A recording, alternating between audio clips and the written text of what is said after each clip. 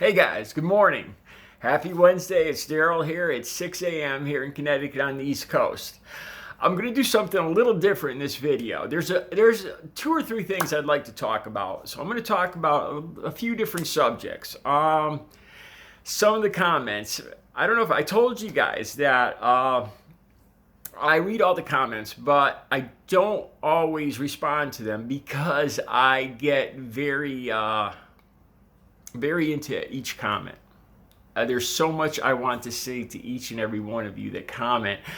I tend to get carried away. Let me talk about one thing. I changed the profile picture. In the original picture, what bothered me was it was taken at my kitchen counter over there, and there was food on the counter. And when I looked closer at that picture, I just to me it didn't look, call it professional or whatever. I didn't like the personal items, my food and stuff, being obvious to everybody. So I changed it to the black and white photo for a short time. The black and white one where I'm working out. I got my head kind of down with a tank top on. And then I remembered I've learned a lot about branding.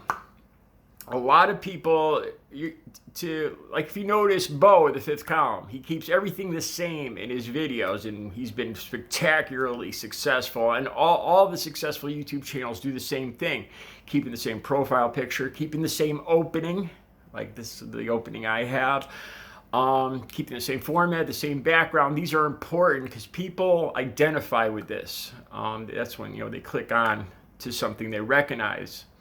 And that's branding. So I took down the black and white photo and I looked for the newest one with this orange shirt. I found one from right after I was taking a walk up a hill next to here, right near here. I was walking under a tree. I was in the shade. The sun was behind me, and that's the photo you see right now. That was the newest one where I was wearing this orange shirt because, again, branding. I think people identify, they see this orange shirt, just like when we see the picture of Bo with his, I assume it's moonshine he's drinking, and people identify with that. So I wanted the newest photo with this shirt. I got one comment from somebody. I don't like talking in a video about one comment, but somebody said it offended me. The person said that I picked that picture because it makes me look darker, and that's racist. That is somehow I was trying to look more ethnic. And I wrote a lot back to him. I probably shouldn't even acknowledge it, but where I'm sitting here, there's about 5 lights on me right here, LED lights. I'm gonna show you guys something. If I walk over here, all of a sudden I get darker. Imagine that. Let's see. So in this comment, the person says that I intentionally darkened myself to look African American. I don't know if this person knows that I'm actually Native American or what. The comment, at first I laughed about it, and then after that it reminded me of Donald Trump and him calling Elizabeth Warren Pocahontas. It deeply offends me and ticks me right off when somebody somebody assumes they can judge somebody's whole heritage, somebody's whole family tree just by looking at them. Donald Trump looking at Elizabeth Warren, and because she doesn't look Native American, doesn't look like an Indian to him, well, then she must be lying, because in his mind, an Indian has the war bonnet and the peace pipe, the racist image. I despise when people assume that somebody should look a certain way or somebody's trying not to look a certain way. My heritage is my heritage, and it's none of, unless I want to tell you guys or somebody else, it's nobody else's business to judge what I am or who I am. And I found that comment offensive, and I just wanted to make that point. No, I don't touch anything up. I'm not that vain. I'm not trying to look like anything I'm not. Let's see. There was another comment about this person said that they didn't think that I would mention the 12 children or 9 children. I think he said 9 children murdered by black men in Chicago. Again, with these Trump supporters love to go to Chicago. And I assume they start looking up the murder statistics to find who black people killed and what they could use. I don't get it. I really don't. Okay. Here's the thing. I didn't even bother looking it up. I don't doubt that 9 children might have been killed. The person, this commenter said that 9 children have been killed since George Floyd was murdered. That 9 children have been murdered by black men. How this person found these statistics, I have no idea. Here's my point. It's like the whole Black Lives Matter. When people say all lives matter, we're dealing with a particular crisis right now in America that's been ignored for way too long. All the violence, the racial profiling of African American, especially African American men, by the police. I read study after study about how tall, young black men are so much more likely to be killed just in general because some people with more racist attitudes view them as dangerous just because they're tall, young, and black. This is the situation. This is the crisis right now that needs attention, long overdue attention. Okay, now I don't doubt that these children have been killed in Chicago, but it's disingenuous to lump this all together, murders by black men. What this person should be saying is how many of these kids were murdered because of mental illness? How many of these kids were murdered because of drug and alcohol problems in the family? How many of these children were murdered because of domestic violence in the family? And that's what matters. It doesn't matter that the person that killed them is a black man and they're black children. That's just saying that there was violence in the family. It's so, the comment itself was so ridiculously racist, that I wouldn't comment on the 9 black children killed by black men since George Floyd was murdered. And the reason I bring this one up is because I made another video about Chicago and these deaths, where these Trump supporters go back to Chicago. And because Obama came from there, and that's their favorite thing to focus on. And all these deaths, a good portion of these deaths are due to drug-fueled gang violence. I don't think the average American understands how much ridiculous money is involved in the day-to-day dealings with drugs. It's an obscene amount of money.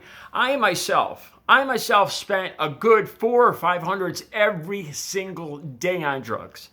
People say, well, that's impossible. How could you possibly have that much money? Where there's a will, there's a way. I'm not going to get into that, obviously, right now. And I was just an average drug addict. And there's hundreds and thousands of people like me spending $300, $400, $500, $600 a day. That's what I'm talking about. Obscene amounts of money. When you're dealing with that much black market money and a black market product like drugs, you are going to have fighting and murder and death associated with that. The greed, because it's already an illegal product. People will go to any means to protect their territory, to protect their, that's a problem. So anyway, getting back to this commenter, talking about these 9 kids killed by black men. I think you get my point here. Why were they killed? What was the situation? Was it domestic violence? Was it drug and alcohol? The reason I'm not talking about that, I could easily start another channel. I think I probably should. That was my original intention, was to start a channel to deal with the drug epidemic and the resulting death and murder and jail time and everything else that comes with it. But on this channel right now, I'm talking about police brutality. So it's disingenuous. It's bull. It's racist in the most disgusting way to ask me or to tell me that I'm not going to bring up the 9 children murdered by black men, the 9 black children murdered by black men in Chicago. All you're doing is just identifying the color of the victim, the color of the perpetrator, but not the reason for the murder. The whole reason for the murder. What's the point of talking about because a black man killed a black child, and that if that's all you're going to talk about, that's pointless. Why? Why did this murder occur? All right. One more thing I want to talk about. Yesterday, I've been out more because my hip is healed, and maintaining social distancing. I talked to a neighbor, and I found out he was a fellow recovering addict. We had a lot in common. He was into exercise, and we're talking for a while. And as the conversation went on, he goes, out of the blue, he just goes, "This whole virus thing is bull crap, huh?" And I didn't know what to say. And right away, I was like, I guess. And the conversation ended pretty quickly after that. But what this person was saying, I mean, we were clicking, we were getting along, we had a lot in common. But all of a sudden, he says, "This whole virus thing is bull crap." And right off the bat, I know what this person's about. He's a Trump supporter. He doesn't believe that the virus is important, that people should wear masks, that it's their personal freedom. And the conversation ended abruptly. I didn't know what to say. I mean, yeah, it's a hassle. Yes, it's a whole new way of life. It's scary. It's a lot of things. But the way he said it, he was looking for a comrade. He was looking for somebody, I believe, the way he asked the question. This whole virus is bull, huh? And I was going to agree with him. I mean, it's scary, but it's not bull crap. It's real. And right there, we kind of parted ways. And I started thinking about why these people deny it. I don't know if it has a lot to do with their dedication to Trump. Maybe they have a lot of other stuff on their minds with work and children and money, and it's just one more problem that they feel burdened with. It reminds me a lot of when you're ignoring something that could possibly take your life. That's a problem. That's an issue. It reminds me a lot when I was a drug addict. People will say that drug addicts, you can't scare drug addicts with the threat of death, and that's true. When I was using, I wasn't scared of dying, and I was trying to associate that, try to make some sense of why a lot of people just refuse to wear masks, why they refuse to even acknowledge this virus thing, where they're forced sending these kids back to school, to getting back to life. I don't know if it's fear, if it's denial, that they don't want to believe. I think a lot of them are probably scared. It's overwhelming. It's numbers on such a huge scale across the world that I think some people just can't wrap their heads around it. The whole anti-scientism epidemic that's sweeping particularly this country. I'll get more into this. I could see I overran on time. I hope I didn't skip around too much. I hope you enjoyed the video. You guys have a good Wednesday.